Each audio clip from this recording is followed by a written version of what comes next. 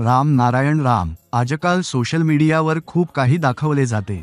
याच्या माध्यमातून लोकांना राजकारणाच्या, धर्माच्या आणि जातीच्या नावाखाली भडकवले जाते आणि त्यांची फसवणूक केली जाते. त्यामुळे लोकांना काय योग्य आणि काय अयोग्य आहे हे समजेनासे झाले आहे. अशा परिस्थितीत काय करावे हे आपण सविस्तर पाहूया.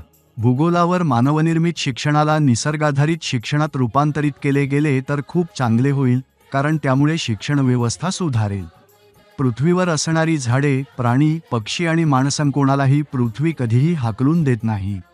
पृथ्वीवरील सर्व राजकारणी, न्यायाधीश, अभियंते, डॉक्टर आणि शिक्षक यांनी निसर्गाविषयी विचार केला पाहिजे.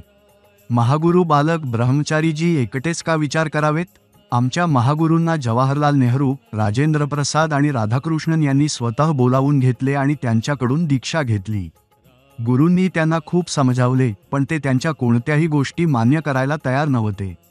निसर्गाचा मूलभूत विचार जर पुस्तकांमध्ये लिहिला गेला असता तर पृथ्वीला किती फायदा झाला असता. पृथ्वीवर अनेक ज्ञानी लोक आहेत, पण त्यांना पृथ्वीच्या खऱ्या संकल्पनांची जाणीव होणे आवश्यक आहे. वैज्ञानिक चंद्रावर, ग्रहांवर जात आहेत, पण त्याआधी त्यांना समजले पाहिजे की तिथे जाण्याने काहीही होणार नाही. त्याऐवजी प्रथम पृथ्वी सुधारली पाहिजे. पृथ्वीवर सुमारे 800 कोटी लोक आहेत. सर्वप्रथम त्यांच्यासाठी विचार केला पाहिजे. कोणतेही प्राणी, झाडे, पाणी, हवा, सूर्य चुकीचे काही करत नाहीत. सर्व चुकीच्या गोष्टी माणूसच करतो. पृथ्वीवरील चुका एक एक करून सुधारल्या पाहिजेत. राम नारायण राम म्हणजे काय हे प्रत्येकाने जाणून घेतले पाहिजे. निसर्ग सर्व काही पाहत आहे. जेव्हा निसर्ग आपले भयंकर रूप धारण करेल तेव्हा सर्व काही सुधारेल. आत्तापर्यंत पृथ्वीने 52 वेळा बदल अनुभवला आहे. यावेळी पृथ्वी उलटल्यास ही 53वी वेळ असेल.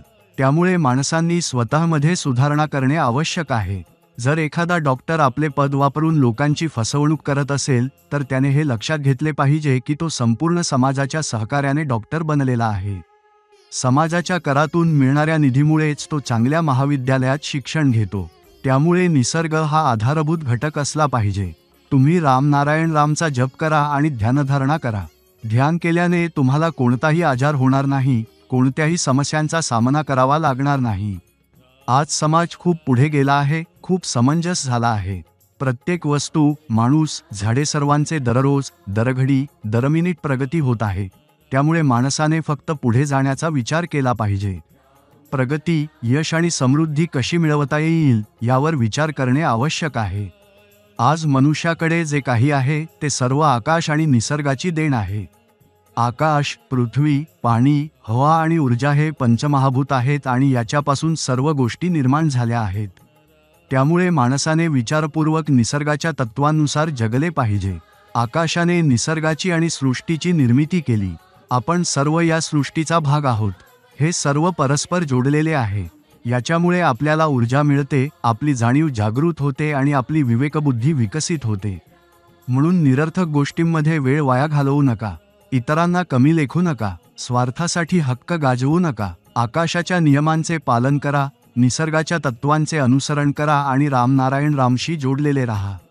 तुमचे जीवन पवित्र होईल, तुमचे विचार सकारात्मक होतील आणि तुम्हाला योग्य निर्णय घेण्याची क्षमता प्राप्त होईल.